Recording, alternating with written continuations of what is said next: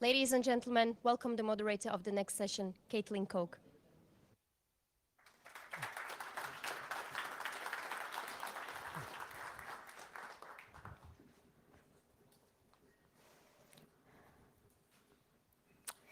So good afternoon, everyone. Good afternoon to our audience here in Bratislava and to our many viewers watching us around the world on Facebook Live.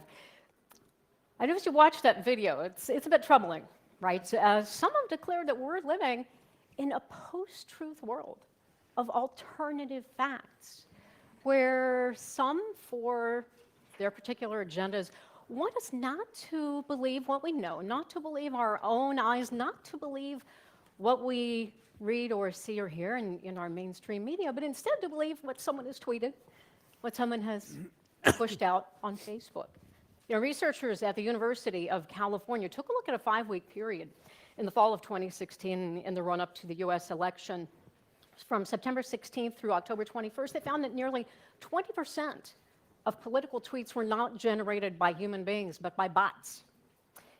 In France, the Oxford University did a study. They looked at the run-up to the election last month. They found that a full quarter of political links that were shared were based on false information. I mean, I could go on and on, but I want to get to the terrific panel that I have here to help us look at this issue of, be it fake news, disinformation, misinformation, propaganda, and what kind of a threat does it pose to the world's democracies. I'd like to start by, first of all, introducing my friend Michael Chertoff, Executive Chairman and co-founder of the Chertoff Group, and of course, former Secretary of Homeland Security of the United States. James Stevenson, news editor on the end there for the BBC. Gabriela Che, she is Facebook's head of public policy for Central and Eastern Europe. Marta Poslad, who is Google's head of public policy and government relations for Central and Eastern Europe.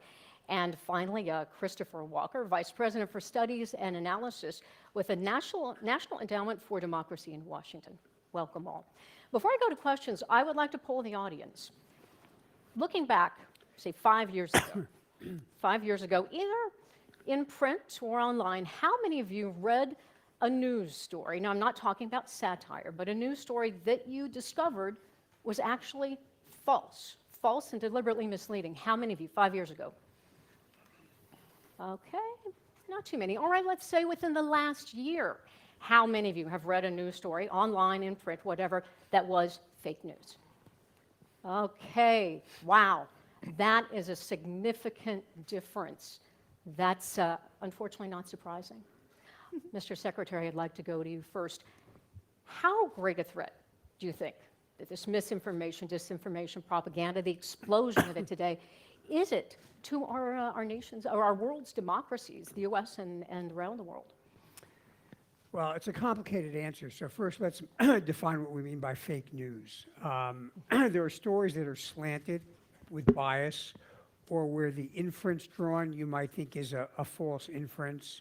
You know, an example, for example, might be in the area of climate change. Some people might regard a story that says there's no correlation between the weather and climate change, and there is no climate change, as a fake story. There are people who actually believe that. Then you get into issues of stories where it's completely fabricated, and fabricated with a purpose, which is what I think we mean by fake news. And then you get to what I think is the most extreme example, which is literally altering a document or a photograph and putting it out there so it's a forgery or otherwise a manipulated actual, quote, piece of evidence. So how much of a threat is it to democracy? Well, in one way, we've lived with this since the birth of democracy. I mean, if you go back to the history of the US, shortly after the founding of the country, it was not uncommon to have scurrilous newspapers affiliated with the political parties, and they would make allegations of, you know, sexual impropriety or theft or whatever against the political opponent of their patron, and the republic survived. What I think has become different here is two things. One is the social media revolution and Twitter and other platforms that allow the dissemination of information have dramatically, multiplied the number of entry points for even people who want to deliberately use propaganda. Secondly, it's made it possible to curate what you see so that you don't have to see conflicting or contradictory information. So there's much more potency. But is it a threat? Well, and so the third thing is you could actually operationally interfere with, for example, the police by putting out false Twitter information that actually gets people to, for example, wind up creating a traffic jam. So the last would certainly be a threat to the ability to maintain order. On the other two, I would say it's a threat only if people allow their ability to discriminate between what is true and false to erode. It's okay to read a false story if you have the critical ability to understand why it's false. But if you wind up training yourself only to read the news you want to read and that supports your point of view, then we do get into an area that's worrisome. Gabriela, you're the CEO of Facebook. Mark Zuckerberg has long insisted that Facebook, and I know Google believes the same thing, you are neutral technology platforms.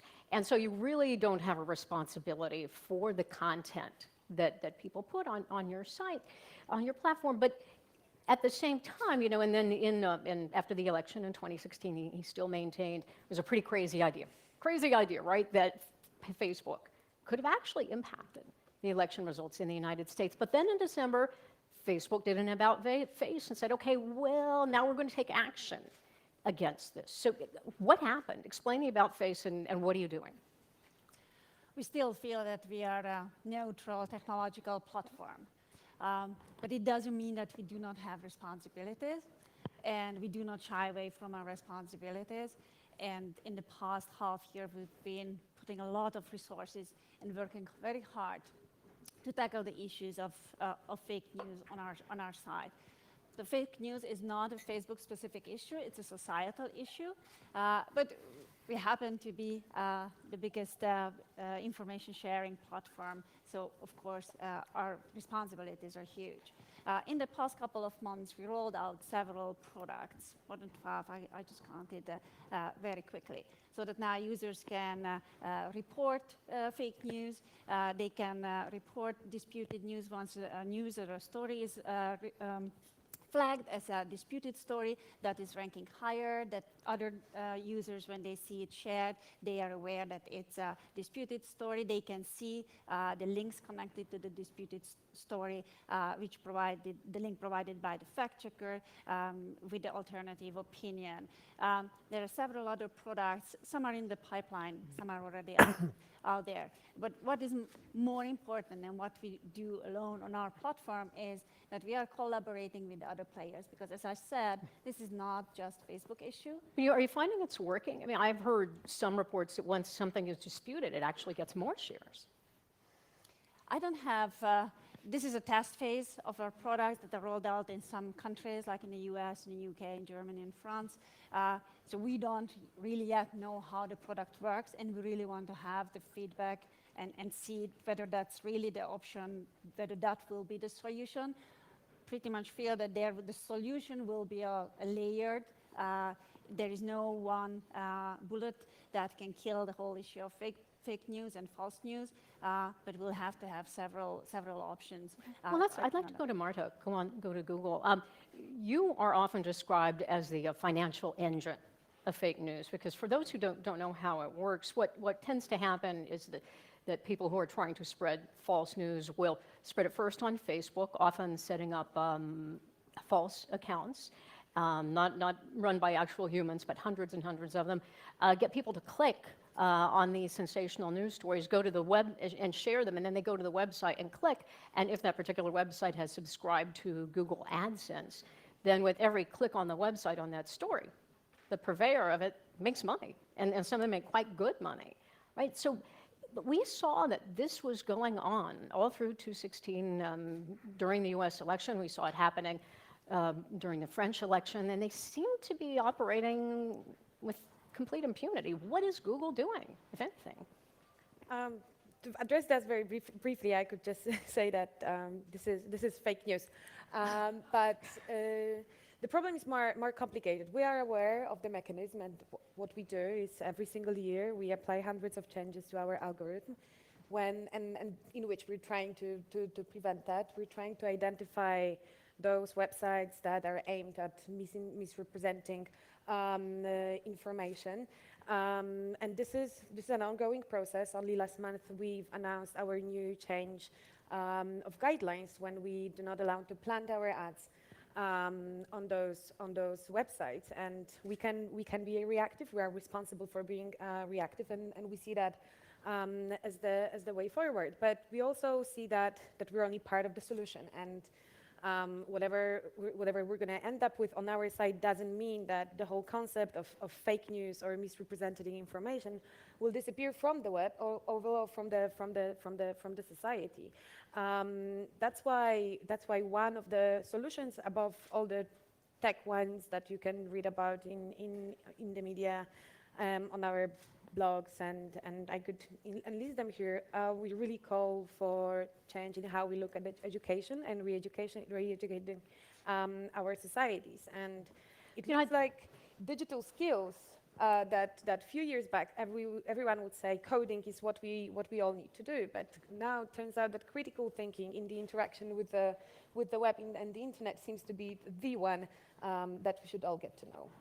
James, I know it's got to be frustrating for you. You come from the media background that I do, and there are a lot of restrictions on a traditional news organization. What you print has to be factual, it has to be accurate, or you're breaking the law, and you can be sued. What do you think? There are some that say Facebook, for instance, as the largest disseminator. Did you realize that? Facebook is the largest disseminator of news in the entire world. That makes them qualify as a media organization, that they should have a news editor, that they should abide by the same standards the BBC does, CNN does, well, I think Vela does. I think you've already heard that's contested ground, and that the social media platforms argue and continue to argue that they're carriers rather than broadcasters. I mean, I think that is coming under some challenge now, and you can see some of these responsive measures.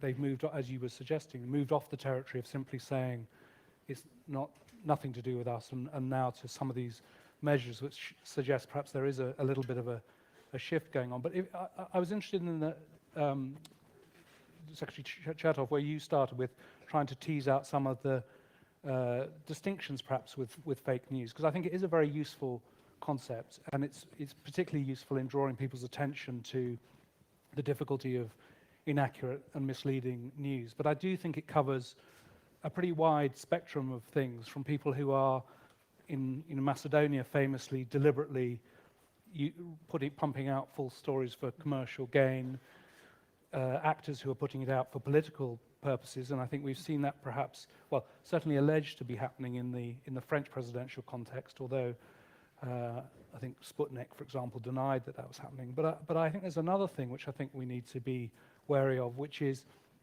people casually using the phrase fake news, meaning news they don't really like.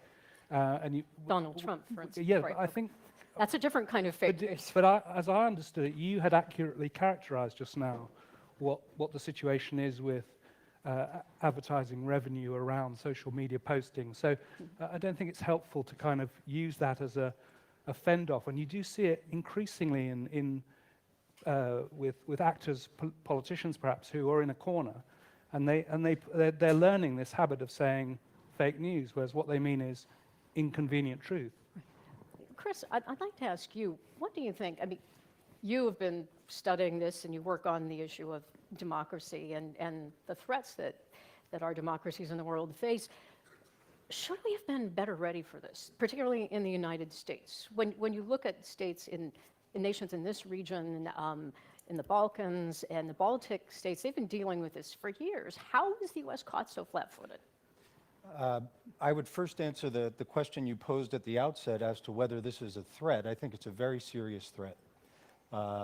The indicators we've had over the years, starting just with a very clean date of a decade ago in Estonia, when a cyber attack was launched against that country, was one of the first real clear indicators to all of us that things were changing. And I think this is reflective of how dramatically the media landscape has changed. You polled the audience at the outset, and it was probably a factor of 20 to 1 where the hands went up for those who had consumed fake news in the last year. And I think the changes that we're experiencing now have been a long time in the making, but they're manifesting very abruptly at this point. I think we could have and should have been better prepared. I think we're still slow on a number of levels to recognize the depth of this challenge, both the changes to the economics of the news industry, the way in which content is delivered, and the way in which malign actors can participate in the manipulation of that content. Facebook itself, through a white paper it recently released, acknowledged this. And so I think I'd make that required reading for those who haven't seen it yet, because it's a very important document, but it's reflective of the depth of the challenge. And I fear that in the absence of really concerted collaboration across sectors urgently, that we're not going to be able to meet this challenge, because the resources that are coming in, for example, from Russia in this fight are enormous, and they're concerted and they're applied in a unitary way. And this is something we haven't been focused on sufficiently until very recently. Before we go to the audience, and I do want to bring you in here real quickly, I wanted to go to Secretary Chertoff to explain to us this new research initiative on the part of the GlobSec Policy Institute. It's called D4, Defending Democracy in the Digital Domain. You're a member of the International Advisory Board. Talk to us about that. What are the solutions? Well, I think as we've identified just in the discussion here, you know, the term fake news can cover a lot of different things, and the solutions engage a lot of different possibilities. At one end, I've heard people argue, well, we ought to just stop fake news. The two countries that'll be the first ones to sign up to that will be Russia and China, because their idea of fake news is CNN, BBC, or anything that says something bad about the leadership. On the other hand, there's the view that some take that platforms are totally neutral. It's nothing more than like a highway on which people drive back and forth. And just like the toll taker on the highway isn't responsible for what somebody does when they pass through the toll, and if they go rob a bank afterwards, it shouldn't be the platform operators. We're looking at a lot of different things. I think we want to do the research and really understand the phenomenon. And then I think we want to look at solutions that are focused on such things as, can you attack the financial incentives that generate fake news? Can you distinguish automated efforts to surge fake news that don't deserve free speech protection because bots don't get free speech? How do you look at the issue of anonymity? Should that be something that's barred or not barred, to the extent that that becomes a tool used in order to purvey fake news? And then how would you deal with the operational confusion that could be caused in the middle of a crisis if people started to use Twitter to put out information about, for example, where there's an outbreak of a serious illness, or where there's a big problem on the highway, and that actually had impact on the ability to respond. So I don't think that we come into this with answers, but I do think we come into it with a desire to be clear about what the issues are, and to make sure that the cure isn't worse than the disease, because we could do a lot of damage to democracy if we invited censorship in the name of defending democracy. All right, let's go to the audience. Okay, we have a hand back here, or you have a mic back here. Alan Riley, Institute for Statecraft. The question I've got to ask is, surely, whilst there are a lot of problems, and these are new challenges, there is a lot of history here which suggests that we've been here before and we can successfully deal with it. The greatest example of this is perhaps Goebbels in the 1930s. Nazi propaganda was supposed to undermine the ability of the West to defend itself, that this is going to be a terrible fifth column against the Western alliance. It was a problem. They had new techniques, they had new approaches, they were using new technology, but within 3 or 4 years, the Western alliance had worked out how to respond, and by 1943, 1944, all the population of Europe was only listening to British and American channels, and by 1944, they were only the German population, to find out what was really going on, was listening to British and American channels. So what's your question? And my point is that yes, of course, this has happened. Yes, we didn't expect it. But surely the point is here. It's now a matter of responding, working out the response, and the history suggests that we can actually come back and effectively deal with this. And whether it's through authentication and all the other methods which were mentioned, we can deal with this. There is actually a history here of saying we tend to panic, we then try and work out how to deal with it, and we do deal with it. Can we deal with it? Chris, what do you think? Well, I think one of the distinctions today, and Michael Chertoff alluded to this, I think the velocity, the degree of saturation, the intimacy, the ubiquity of new media and social media presents some slightly different challenges. And for malign actors who are figuring these things out very quickly now, the ability for us to inoculate ourselves, I think, is a far higher degree of difficulty. I still think it can be done, and what you're suggesting is you need more political solidarity and more resources invested into these things in a more meaningful way. That's another part of this discussion. It's very relevant to it, and may be too far afield for the purposes of this session, but I think that's part of it. But I think we can meet the challenge. The question is whether political leaders in the democracies have an authentic commitment to meeting that challenge. I think, by the way, you're right, and I'm reminded of the fact that in the U.S., when you go to the grocery store, they usually have newspapers at the checkout counter, like the National Enquirer and the Globe. Our lovely tabloids. Right, that have headlines like aliens inhabit, Barack Obama's head, or. But no one believes Well, but those that's the are point. supposed So to the be point true, is, but the point is, no one believes it, and that's because we know the source. And when you're a kid, you're taught by your parents that if it's a National Enquirer or the Worldwide Globe, you don't take it seriously. Likewise with Goebbels.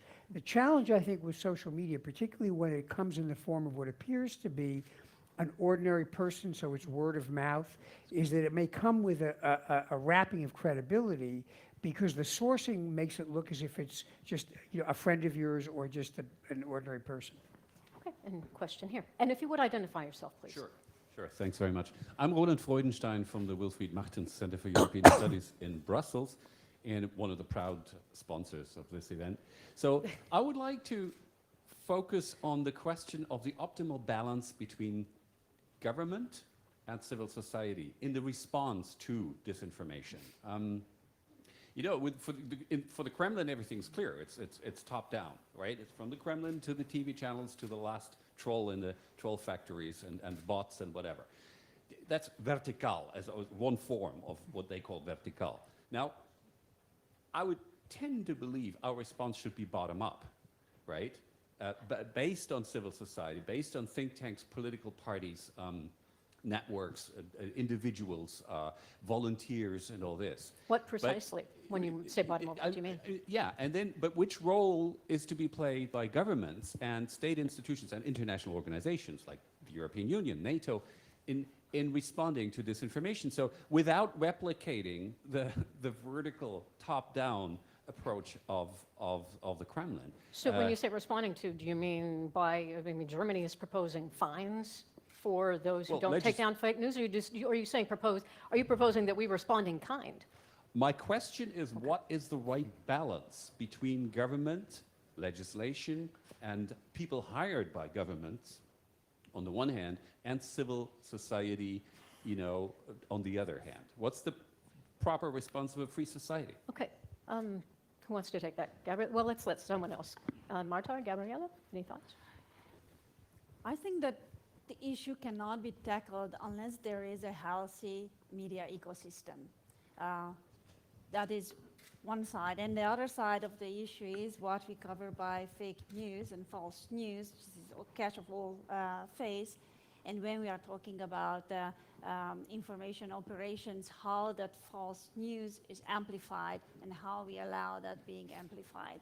But when we are talking about healthy media ecosystem, that's where how the different players, like social media, like publishers, can work together. But I'm pretty sure that here there is a big role for governments as well to play, because there is a changing way how people read news, how journalists write news, and how the news is disseminated. Of course, I don't think that rushing into regulation is the right way to do, because it's an extremely complex situation. I'm pretty sure that it's not only Facebook who is debating extremely heavily that what is false news, whether a piece of satire, whether a piece of factual piece which has an opinion added is a fake news, whether something that is true today and tomorrow something happens, or yesterday's news became false news, how to deal with all those situations. And every time, this is a freedom of speech of someone, and it's pretty sure that it's not for operators, technical companies to become the arbiter of truth. There are billions of users out there, and the billions of users are bombarded with pieces of information. And we need to help them how to read that news, how to interpret that, how to make sure that they get it, whether it's a false news or not. Publishers are doing that since centuries. When they are writing pieces, when they are editing newspapers. Now we have to educate the users, and there's a huge role for the governments to step up on news literacy education. James, I think you had something. Just to build on the point you were making about the journalistic or news environment overall, I think that is an important point, and I think that there's a place for, in some ways, perhaps trying to address the point you're raising. I think that there is some space which is neither of the two things you say, the top-down or the bottom-up, but a healthy, independent media sector, plural media sector, is a big part of the equation here, because if you don't have trusted news sources, people rely on untrustworthy and untrusted news sources. And we commissioned some research which indicates that the UK experience has been somewhat different to the US experience. I think we all know, and part of the reason we're having this conversation is the wake-up call that people got because of events in the US election. But the UK-US experience was somewhat different, and it seems to have been different in two principal respects, is that we have quite a strong, thriving, popular newspaper culture still, so that's a source of information that people are familiar with going to, and those businesses are migrating online. I think the issue for them is the sustainability of their business models, and I think there's a whole, again, probably outside the scope of this session, but there's a whole concern there about the people who have traditionally provided a lot of trustworthy news are in some sort of financial difficulty. But the other, and closer to home for me, is public service broadcasters, because that is an intervention, and perhaps you'd expect me to say this, but I still believe it, that the BBC in the British landscape, and to a lesser extent through its international operations in 27, 28 languages and growing, that intervention is in itself part of the equation, because you have then a trusted source. I think you then have the issue of, in this digital world we're moving into, can people find their way into trusted sources in the way that they have in the past? But I do think that it's sometimes been a little bit of a Cinderella in the debate, public service broadcasting, but I think it does have a place. Chris, did you want to add something? Because I know you and we had talked about, and I misspoke earlier, I think it was 50 million euro fine that the Germans are considering for any platform, social media networks that didn't delete fake news. And we were discussing how Ukraine has just last week, I think, pulled the plug on all Russian, or they have decreed that it should happen, I don't know if it's happened yet, all Russian social media networks. So if I understood the question correctly, I think the challenge for democratic societies is to marshal the key elements of both civil society, the commercial sector, the tech companies, and the appropriate role for government, which has to handle some of this, either in a regulatory fashion or in the national security context, which this is very relevant to, because there was one wake-up call. Some feel it was the US election. I think the annexation of Crimea and Russia's weaponization of information to take territory, it was principally an information war, was a big wake-up call, and you had an enormous response, a very abrupt response from governments. It was halting, piecemeal, from civil society, but civil society has a role to play, like Memo 98 in Slovakia, like GlobSec, in helping explain the issues to a wide range of audiences. Governments have a role in the more national security sphere, and the tech companies or the digital the modern digital companies, whatever we call them today, they have a role too to figure out how they can make sure that politically consequential information is reaching audiences in a way that helps these countries and doesn't undermine them. Are you concerned, Marta, when you hear about this government intervention, regulation, pulling the plug?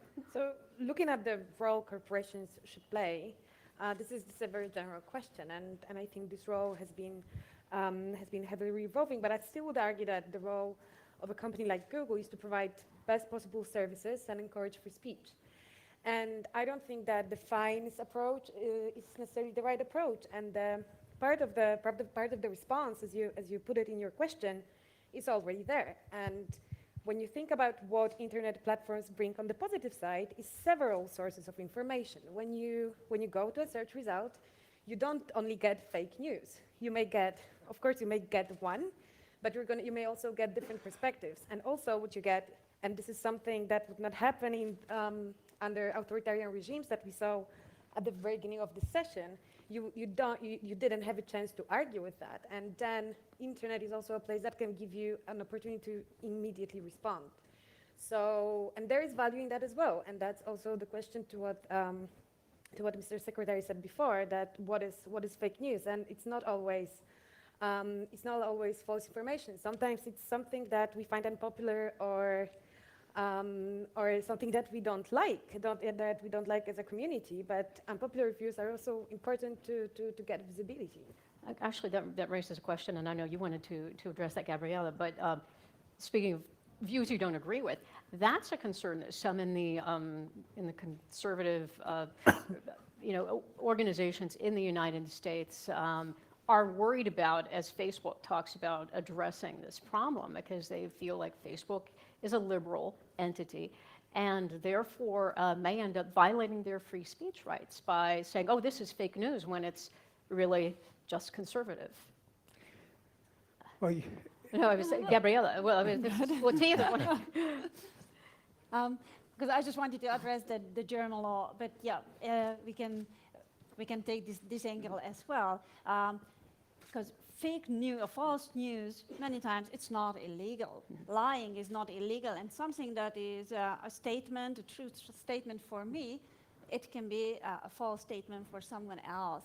There are some soft lies, there are some gray areas as well. A lot of debatable areas here when we try to define what is false news. So naturally, we as Facebook, we want to be unbiased in a neutral technological platform and only enable people that they can communicate with each other, that they can connect with their constituencies, that they can debate with each other, so that we want to empower people that they can have civic engagement on our platform, and that they can that we can build an informed global community.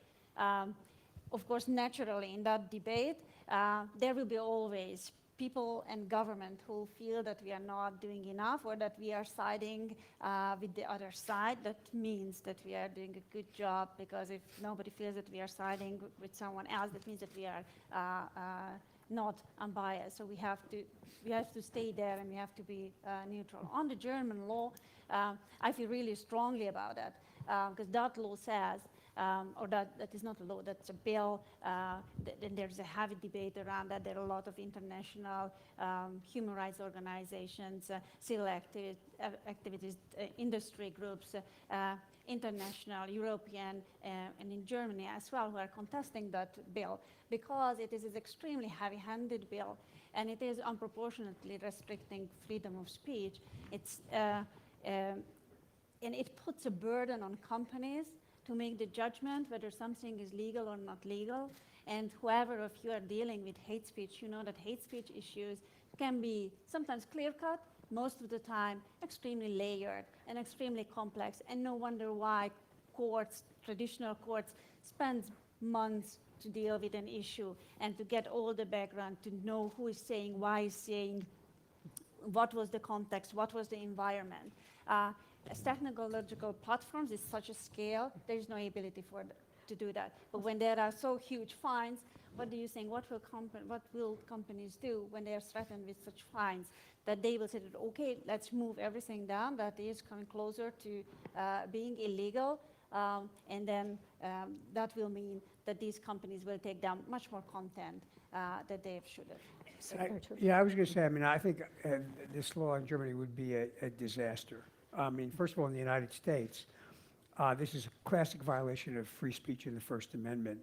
And you'd rapidly get to the case where American-based companies would say, we're not going to obey that. And the United States government one would expect, say to the Germans, excuse us, but we're an independent country. You're not going to regulate what our citizens can hear.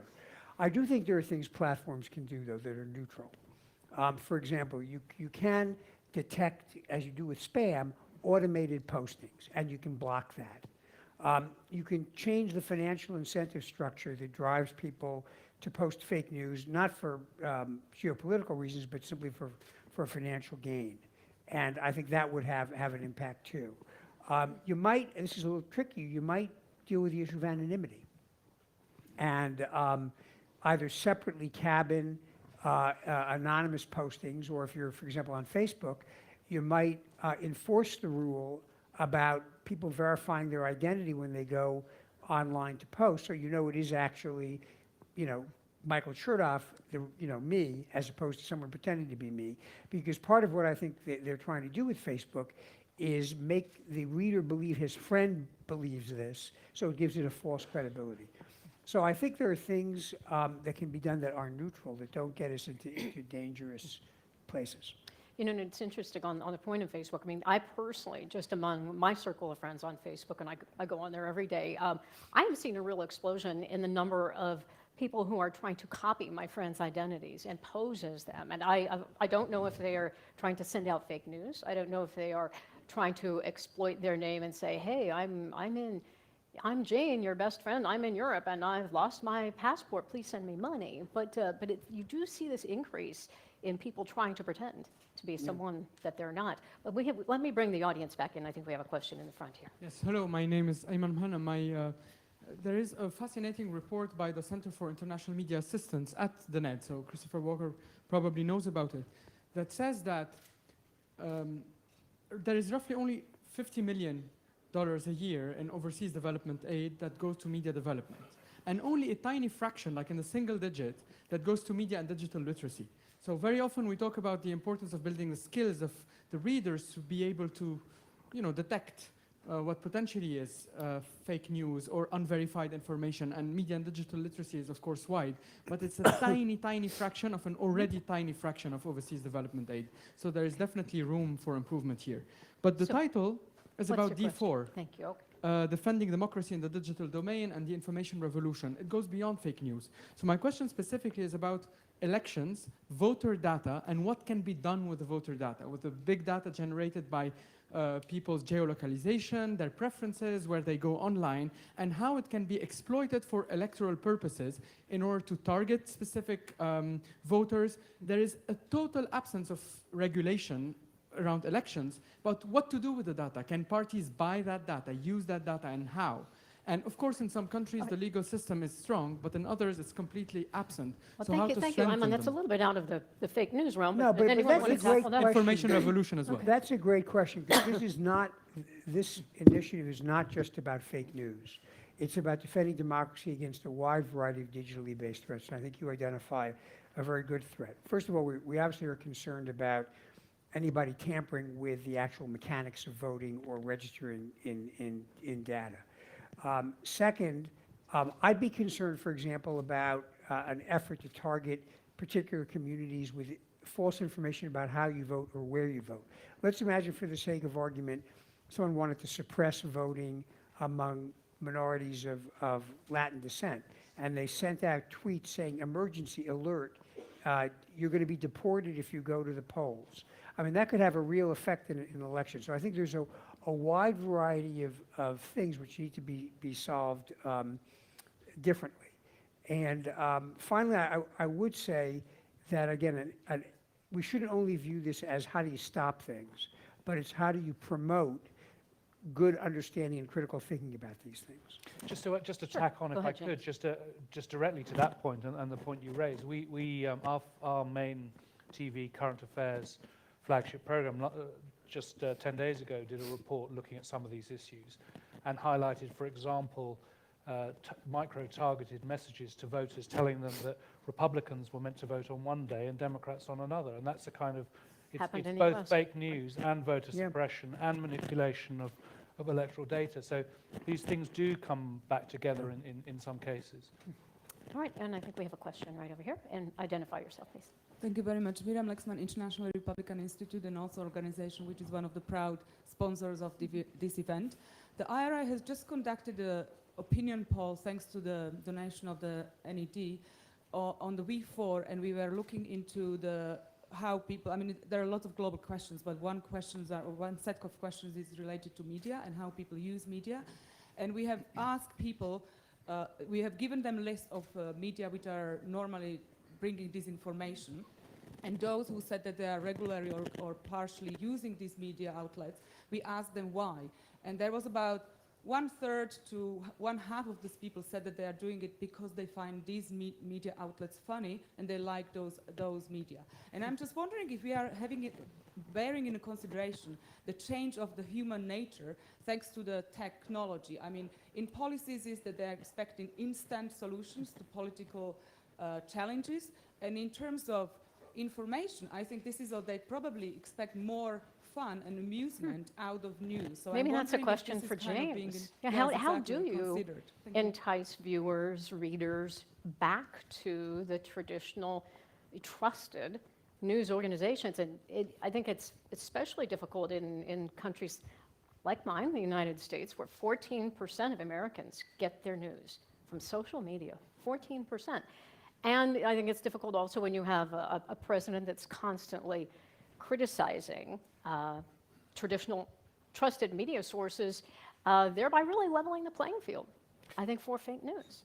So I think you see a little bit of an uptick for traditional media when there's a hunger for the journalism that they do. And I think you're seeing that now with the New York Times and the Washington Post and your old station CNN and others. So I think that's part of it. But I guess probably my longer term, shorter answer to your question will be that you don't. This is a fundamental shift that's happening, and people will continue to consume news on television and radio and newspaper. But will it be more and more the future generations? Because I think, You were at seeing least it in the US, when you see the ads Yeah. on American television networks, they are for a lot of pharmaceuticals, for ailments that you develop when you're over 50. Yeah. You don't have a lot of 25-years So I think watching CBS News. For some demographics in the UK, it's already the case that social media, and particularly Facebook, is the principal, as you touched on, the principal news platform. And I think that does raise a lot of questions for us as an organization about how we make our material available, which we do on those platforms. And it raises the kind of questions that we're discussing about what the responsibilities will be for those platforms themselves in the future. Anyone else? So I just, one quick word on something Gabriella mentioned that's relevant to this point, on this notion of it's not illegal to lie. That's true, but I'll invoke Foreign Minister Linkevicius from Lithuania, who says, a lie is not an alternative point of view. And I think this is something that we need to be mindful of in the context of journalism that's accountable and responsible, because I don't think James has the ability to say, I'm going to give you two sides of the story. One is an evident lie, and here's something else to consider, and find the space in the middle. That's how propaganda works, actually.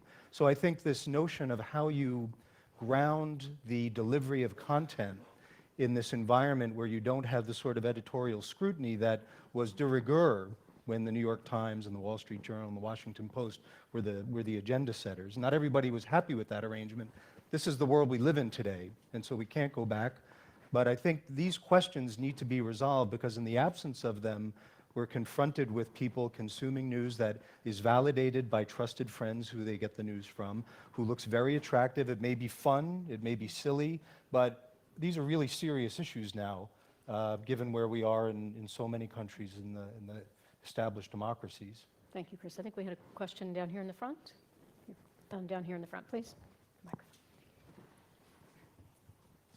Thank you, Wojciech Przybylski, Visegrad Insight.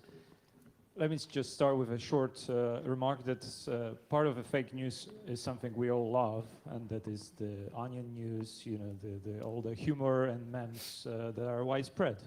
we shouldn't battle them. What we're discussing is most often the military or propaganda operations, military operations that influence decision-making in other democracies.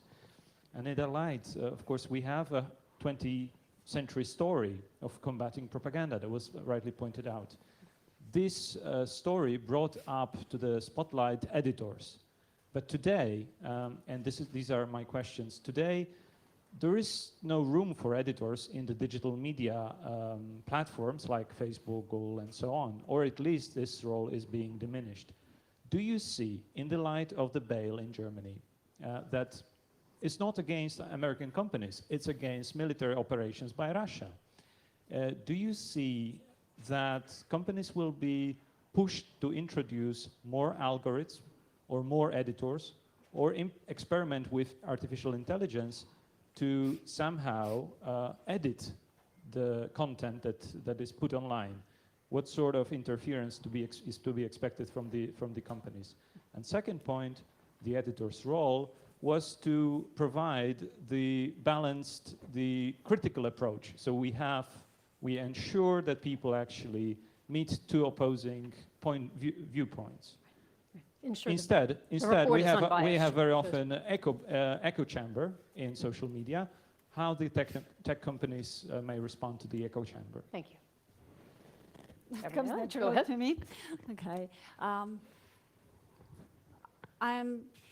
Our users don't want us to edit their posts.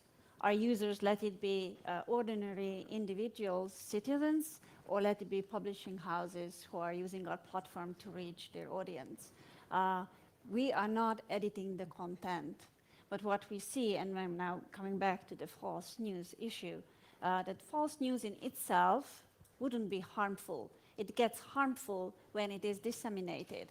And what we see on Facebook when it comes to information operations, and especially in pre-election period of times, that there are a lot of en masse created fake accounts. We call them fake amplifiers because they are amplifying the message, let it be false news, let it be misinformation, disinformation, or any other method. These fake accounts can be created by bots, by machines, or sometimes, and what we see often on Facebook, by humans. They speak language, they know the local political context. We've worked very hard in the past months to tackle this issue and taking down fake accounts. Not only, it's easier when it's automated, it's much harder to tackle those which are human created. We are using machine learning and human and mechanical systems to tackle them. And as a result of that, during the French elections, we have removed 30,000 accounts. About the other issue, what can we do on our platform with our users, enabling them to be able to reach quality journalistic pieces and reading things that we find that maybe you should not only read something that is entertaining you or funny or misleading without the source, but read the other side as well, or read the perspectives. And that's pretty hard. Gabriela, that's something now that you do, right? When you put the little triangle saying, disputed, don't you give some alternative? That as well, and there's another one like the related articles, that when someone is reading an article, then we are popping up in the newsfeed other articles which are about the same topic, but maybe giving different perspectives. And we have to be extremely sensitive here because people don't want us to tell them what they have to read. We cannot guide them. We can tell them, no, you shouldn't have fun now. You should not read this piece. It is a long journey. And I'm pretty sure that we have to work together with the publishing houses. So they might as well have to change the way and adopt the way how they communicate, how they write news in this new times. That's why we launched the Facebook Journalism Project, to find the trusted partnership that we might be missing today, and to enable that we together can find a way how users can reach multiple perspectives and then make up their mind based on that multiple perspectives. Marta, did you want to chime in here? Just to add, I think curated and non-curated media are better together, and they give different opportunities, and they also set different factors for how we want to consume information. I don't think that fully AI automated processes are anywhere on the horizon, and I would be very cautious. And I think missing out on the conceptual analysis when free expression comes into the discussion is too much of a risk. So this wouldn't be going any further, and I think this is how we look at it at Google. And back to the German bill, I don't think that this is aimed at war information as you'd like to call it. I think it's a very short-sighted proposal for how to fix a purely political problem that is currently happening, and there is a huge risk of over-regulation that is not going to solve the problem of propaganda that is not only an online problem. Right. I think we had a question right back here. Go ahead. My name is Barry Lynn, and I run the Open Markets program at the New America think tank in Washington. And I wanted to sort of build off of something that James said earlier, which is that one of the best ways to fight fake news is to ensure the robust health of trustworthy sources of news and information. Now, last December, Will Lewis, who is the publisher of Dow Jones, which is the publisher of the Wall Street Journal, he said that Google and Facebook are killing the news. And he said that they're doing so because they are stealing the ad revenue. More recently, Robert Thompson, who is the CEO of News Corp, said, he wrote a op-ed, and he said, fake news, this is the title of it, Fake News and the Digital Duopoly. And then the subtitle, Google and Facebook have created a dysfunctional and socially destructive information ecosystem. And he went on to say, Google's commodification of content knowingly, willfully undermined provenance for profit. What's your question? So in short, he's saying that the concentration of power by these two companies and the misuse of that power is a large part of the problem behind fake news. So my question is to the representative from Facebook and the representative from Google. How do you respond to these statements by Will Lewis and Robert Thompson? Are you bringing down traditional journalism, stealing its revenues? Traditional journalism is changing, and it had started to change before Facebook existed. Naturally, our platform has changed significantly the way how people consume news and how people consume information. We touched upon this very complex issue already, and as I said, now we launched the Facebook Journalism Project to find out the way, what is the best way how we can work with traditional publishers so that they can reach their audience on our platform. But we as well have a responsibility for the news consumers, our users on Facebook, to make sure that they can share information with the people whom they want to share with. So this is it is a complex issue. It would exist without Facebook, but we take our share in that one and we take responsibility. It is our own common interest for the sake of democracies that we must have very strong media ecosystem and very strong publishing houses and very strong quality media journalism. James, is Facebook sapping revenue away from BBC? By and large, no, and that's because we have a different business model to the one that you described, so that we're license fee, overwhelmingly license fee funded, which, just to underscore a point, is each individual in the UK who consumes any TV content has to have a license. So that's a level of independence from government, but nevertheless it's a guaranteed revenue stream, and so we're in a different place, I think, to some of these other companies that you touch on there. I think the terrain for us is much more about in a world in which we've previously been able to broadcast direct to our audiences, that we need to work in partnership with companies that have access to the consumer via these social media platforms, and that's a whole nother type of issue of how do we continue to ensure that we get our content to consumers. So I think we've perhaps got a slightly different basket of issues to the ones that you described there. To slightly be disruptive, in response to the question. Actually, there's a way, it may turn out that this problem changes because the platforms that are currently sucking the ad revenue may wind up themselves becoming victims of a similar phenomenon. You've noticed that a number of companies now are refusing to sponsor particular shows or sites that they view as associated with extreme views. I could imagine a circumstance where an advertiser would refuse to fund any kind of platform that allowed its ads to appear on sites that are associated with extremist or racist or otherwise unpalatable views. And that would quickly change the business model of the platforms, because the whole theory is you're generating ad revenue, and once the ad revenue goes away, you've either got to change your business model or you go out of business. And wasn't that how Google was effective in shutting down some of these? I don't know if you're aware of the small town in Macedonia that during the US election had more than 100 pro-Donald Trump websites going. And it was young, enterprising Macedonian teenagers who were making tens of thousands of dollars in a couple-month period, where I think the average income there a month is about $350, just by creating this fake news, making money from the AdSense, the Google AdSense that they'd signed up for. So how did you find them, and why didn't you crack down on them earlier, though, I must say, because they did flourish during the campaign?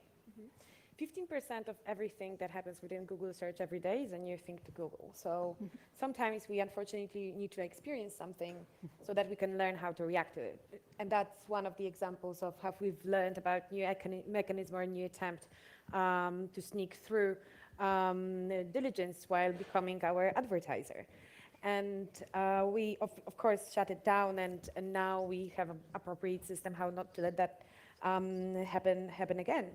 And on the journalism point, I think the question that was asked from the audience has a very strong paradigm on looking at news from the news industry perspective. And I think if we put the consumer or internet user first, I think that Daily Mail has done much more, has done a greater harm to the public debate than online platforms, which actually open new channels for the debate.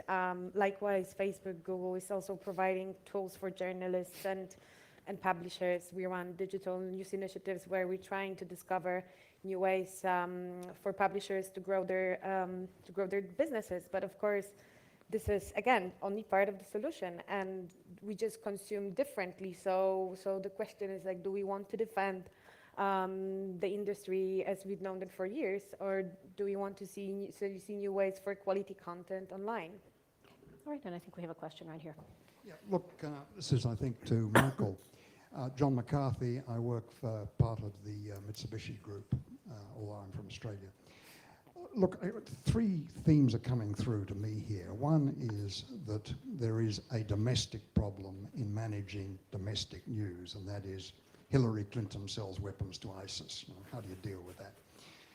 A second one is, the efforts that some countries go in terms of lying about their own societies and about their own policies. That is not something you can do much about except not believe them. But there is a third area which I think is very pertinent to some of the countries here, less so to mine, and that is where fake news is used essentially to destabilize societies.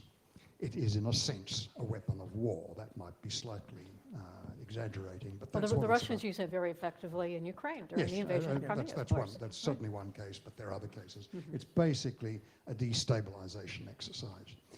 Now, even to some degree, you might argue that that was the objective in the United States in the lead up to the last election. It seems to me there it moves from how you regulate news in your own country to how you essentially protect yourself in a security sense. What would you see as the best approach for the United States if, for example, the examinations which are currently taking place of the Russian influence in the election were to come to a pretty gloomy conclusion? How do you manage that then as a society? And of course that applies to other societies, but perhaps in a less visible way than is is the case right now? Well, I agree with you that I think in many cases the geopolitical actors are seeking to destabilize. I don't think they really believe they're going to persuade people that, for example, Russia is paradise. But I think at some point what they're hoping is for many people, there'll be so many different points of view and so many different, quote, facts that people will throw their hands up in the air and their attitude will be, I'll believe what I want to believe. So I agree that is a security threat. But I come back to the point I made earlier. I get very worried when the cure is to try to shut something down, that we're actually creating a worse problem. I think the reason you can destabilize a society is if it loses faith in its own institutions. And I'm sad to say that I think a lot of the groundwork for what we now see as destabilizing efforts by geopolitical foes was laid within our own societies. I mean, over a period of time, political parties have moved to a view that the way you win elections is by not just disagreeing with your opponent or arguing vigorously against his or her views, but by actually saying you're bad if you don't agree with me, if you're with the other And spreading side. disinformation about Right. it. And a classic example of this is a couple days ago, a candidate for Congress beat up a reporter in front of other people. And was didn't still get- elected. Right, did not. They were still elected. Now, it may be in fairness that many votes had been cast before the incident, but the point is his attitude was unapologetic. He basically said, well, the guy was a liberal. And it's startling to think we've come to the point that internally generated in societies is the idea that if someone disagrees with me, I can beat them up. So to me, I think we have to spend, and I hope we spend time on this project, thinking about how do you rebuild the positive civic engagement in societies, because the best inoculation against destabilization is to be very stable. If you're tottering from within, then a push can be very dangerous. James. Just pleased he wasn't beaten up for being British, which he also was. But Right. It's true with the the Guardian. thing I wanted to add is just a particular thing of which I very much agree with what you said, but it extends to the denigration of those organizations that are practicing serious journalism. Right.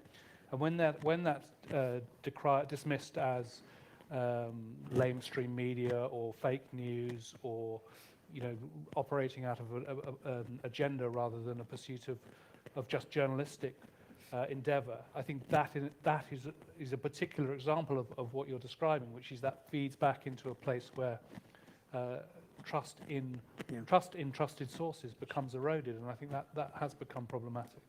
Chris, you had something to add. So I think the need for stronger journalism is clear, but I think that's really necessary but insufficient in this discussion, because as the questioner suggested, the spectrum of threats that are faced in the information sphere range from independent episodes of fake news to things that wouldn't reach the threshold of hate speech, but nevertheless could be highly problematic, introduced in a systematic way, in an automated way, to active measures of the sort that were applied in Crimea, as far as we can see in Germany with the Lisa case, where a whole host of instruments were applied, ranging from fringe Russian websites to the major Russian TV channels, then being validated and repeated by high Russian officials. This was in gongos that were supported by Russia within Germany. This was a concerted effort. That seems to have backfired, and I think in some ways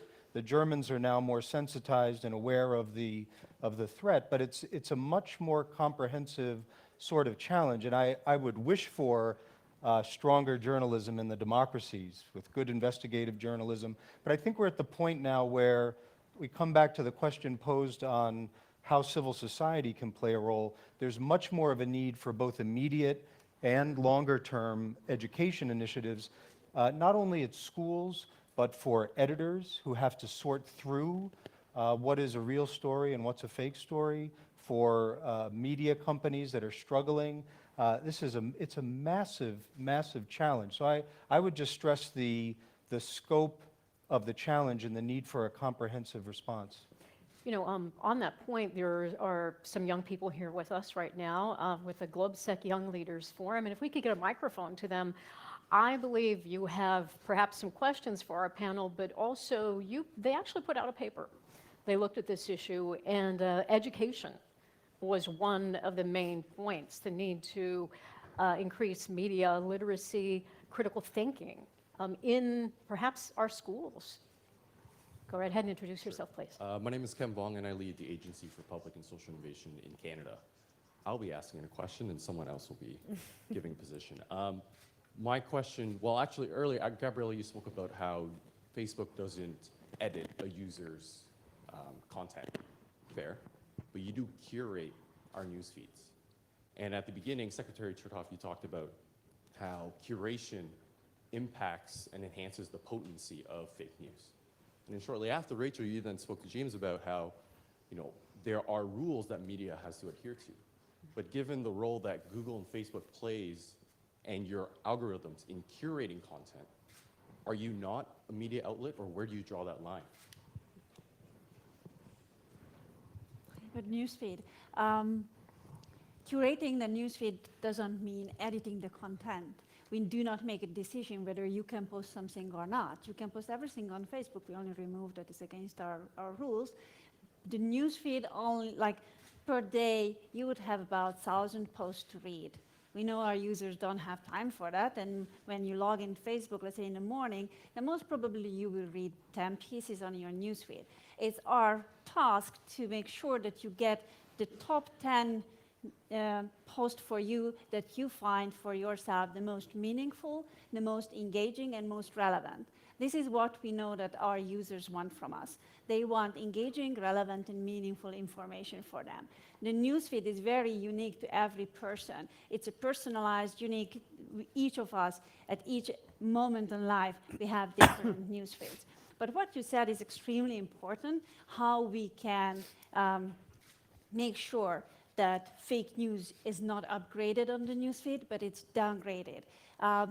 We have the product that we launched, or that is in a test phase now, but we identified that users sometimes read the news, then they do not interact with that. For us, that is one of the signs, when we see that in scale, that the users find by the time that they clicked on a sensational headline, they read the news, and they find that maybe this is fake, something is smelling, I'm not interacting with it, I'm not liking it, I'm not sharing it.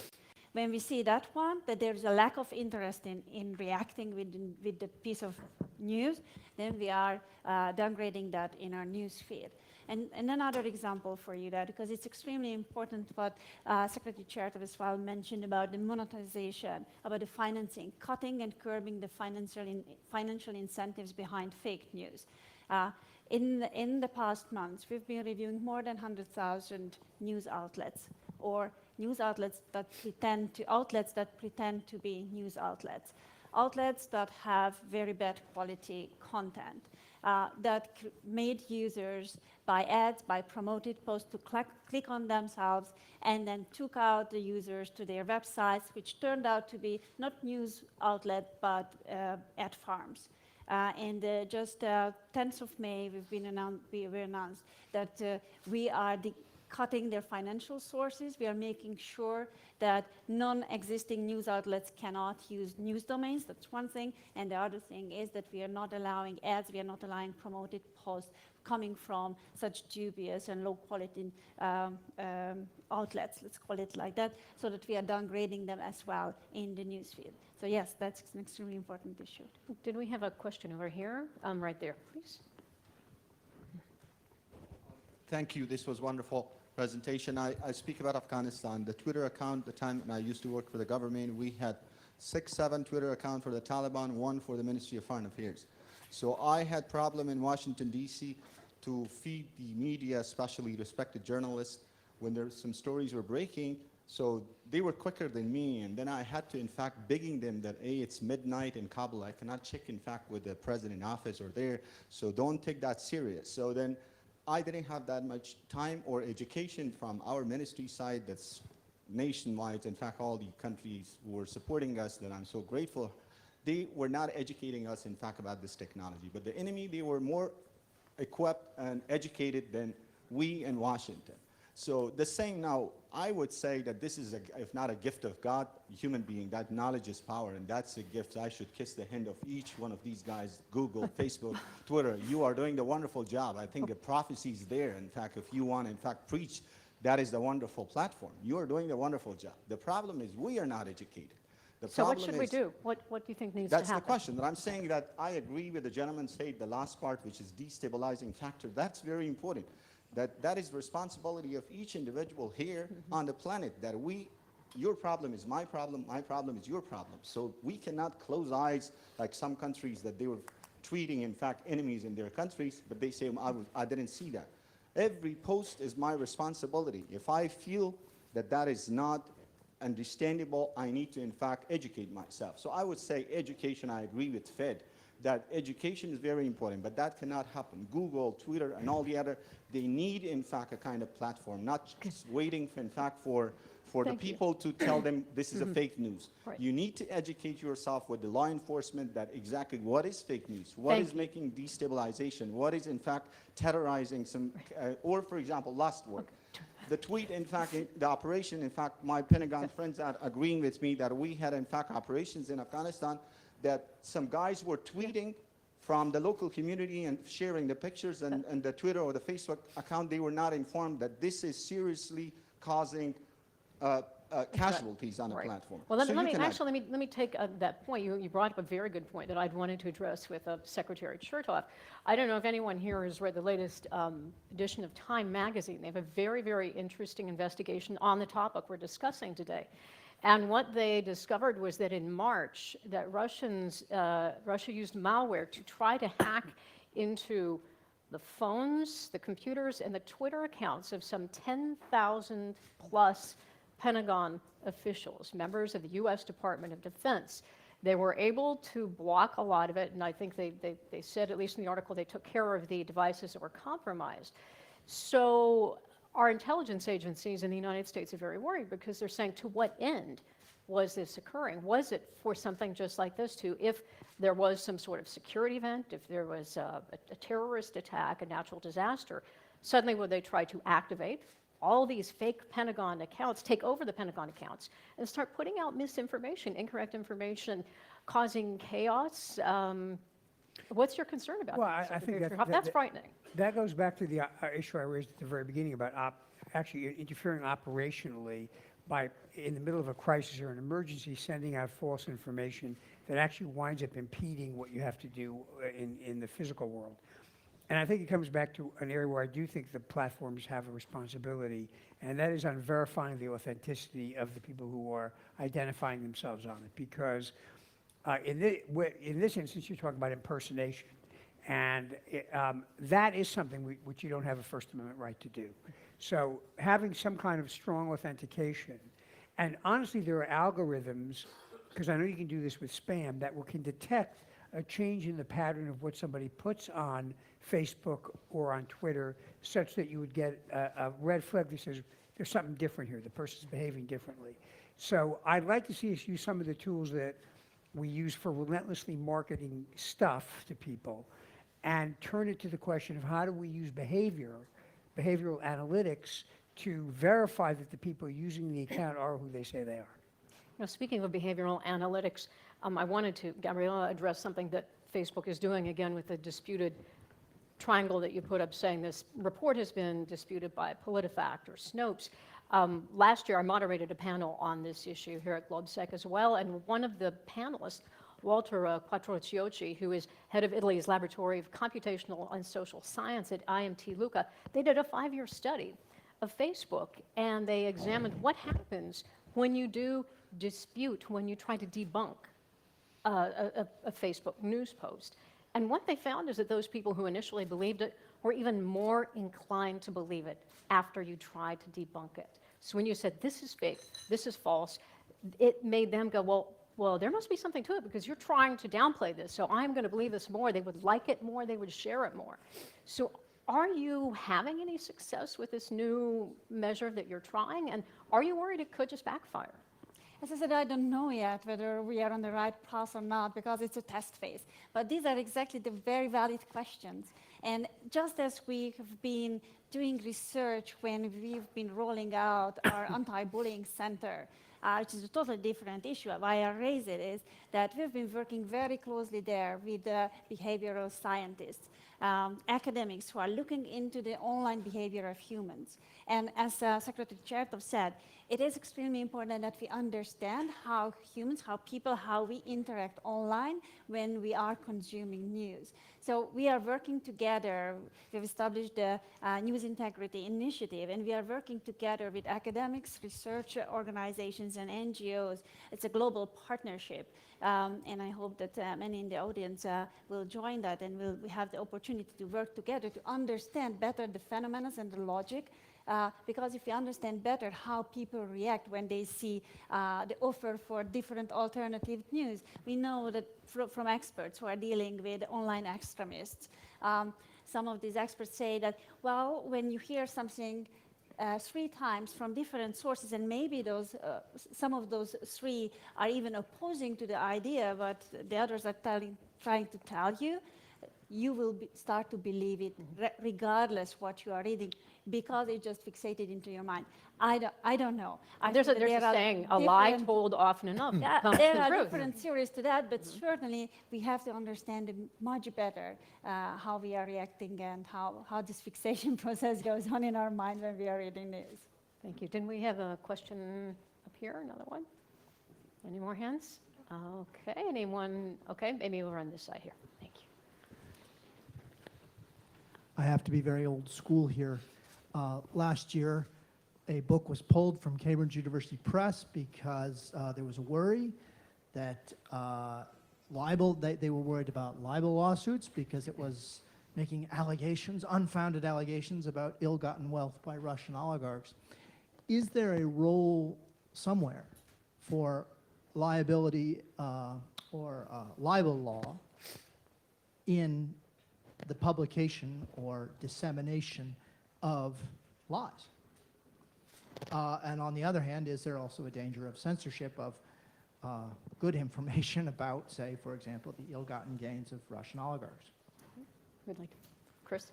So the book you're alluding to, I believe, is Karen Duisha's Putin's Kleptocracy. And for all of you who couldn't find that through Cambridge University Press, it was published. And I would encourage you to take a look at it so that publishers are encouraged to do the right thing in the future. I think one of the things that we've seen with the emergence of the internet is that certainly for British libel law, libel has been globalized. And so the threshold for, certainly for wealthy Gulf state potentates and for Russian and Ukrainian oligarchs, they wield this like a big hammer, and there's no question that it suppresses meaningful scrutiny, or as meaningful scrutiny, I should say. There's still people who are very courageous who look into these sorts of things, but it's a real problem. And I think the extent to which either reform of British libel law or other mechanisms to ameliorate this is very healthy, because in essence it's giving more space to kleptocrats to both steal in their home countries, but in a globalized world they're just as likely to project this malign behavior into London and Miami and New York through ill-gotten real estate holdings and offshore accounts and all the things we're learning more about with greater speed. So it's a very important issue. So we have about 5 minutes left, and I have 5 panelists. So how about each one of you taking 1 minute to summarize your thoughts or share what you're most worried about? What is keeping you up at night on this issue as we go forward? Marta? So I think that there are 2 ways to look at it. One is what's going to happen in the news future, as this debate is so hard that if you go to conferences often, I bet that the next one you're going to go to, there's going to be at least one panel on fake news and how to tackle it. There is a worrying tendency to provide regulation, one that we discussed today, proposed in Germany, for example. And overregulation now is a threat. We've got elections coming up in Europe. We've just gone through an electoral cycle. as well. And so what keeps me awake at night in short-term perspective is unnecessary over-regulation and trying to impose rules that are not going to solve the problem, but what they're going to lead to is my long-term fear, and that's fragmentation of the internet. Taking content down is not going to resolve real-life problems, and that may lead to a network of networks that may lead to removing everything that we don't like or is illegal to different networks. And there is a huge risk in that. The risk is not knowing what's the extent of many processes that are happening and that now the web is giving visibility to. Right. Let's go to Chris. Yeah, Chris, and I wouldn't mind, when you and I spoke earlier, we talked about China, because I know we've been focusing a lot on Russia here, but they aren't the only purveyors of fake news and misinformation, disinformation.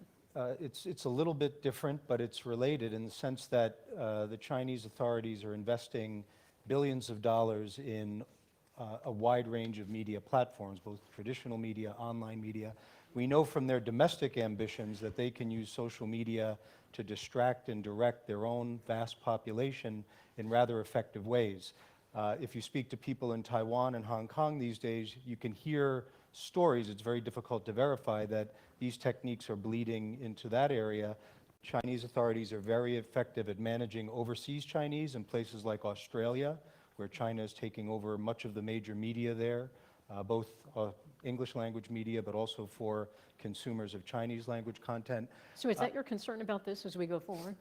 It absolutely should be a concern. I think Russia has been a more urgent concern, and they tend to grab attention in all the ways we know. But I think what keeps me up at night in the larger sense is that despite what we know so far, we're still not quite positioned and ready and mobilized to deal with the full scope of the information challenges in the way we should. Secretary Chertoff.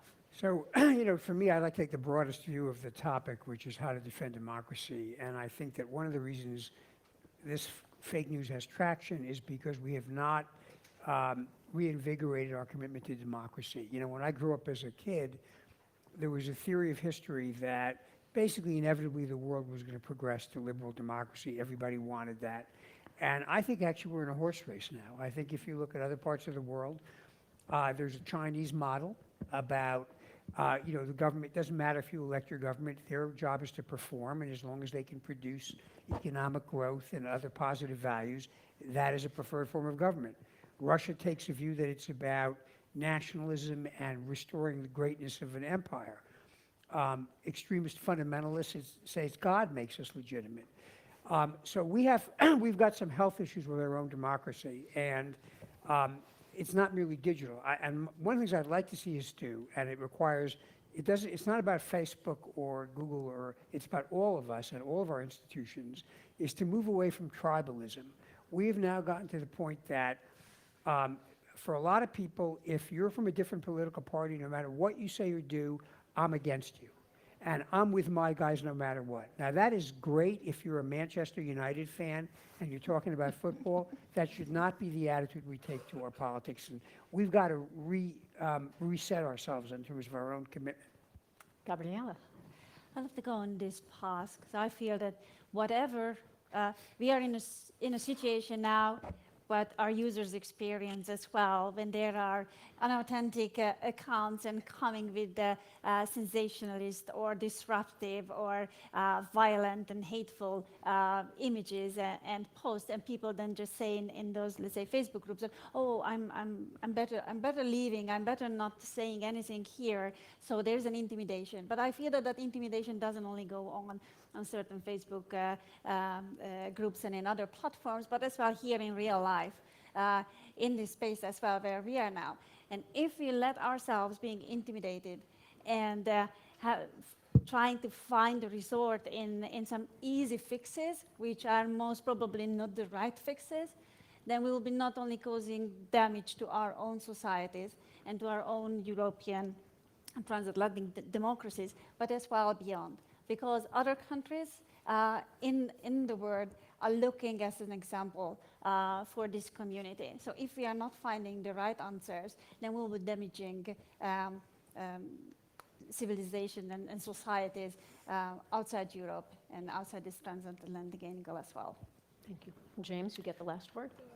I guess I have two thoughts, final thoughts. One is a sort of narrower one, and one is a broader one. The narrower one is I worry about being played and taken by one of these false news stories, and you can either just make a straight error, you think something's accurate when it's not, or more insidiously, that traction builds up around a story. The disinformation process works.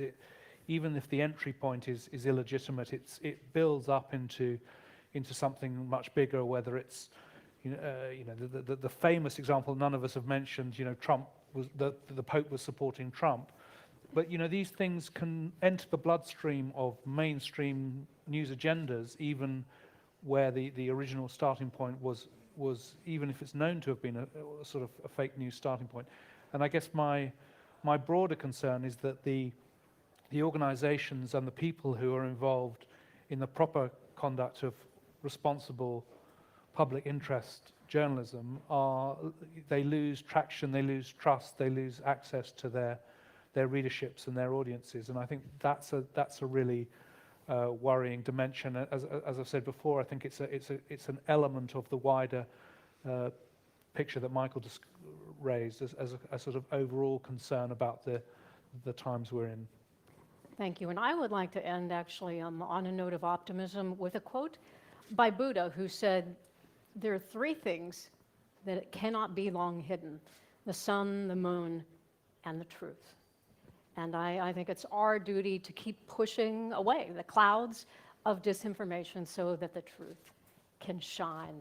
And I have a brief announcement here, ladies and gentlemen, that if you are lucky enough to be invited to the GlobSec Gala dinner tonight, I hope you all are, the buses are going to be leaving from the front of the hotel at 6 o'clock.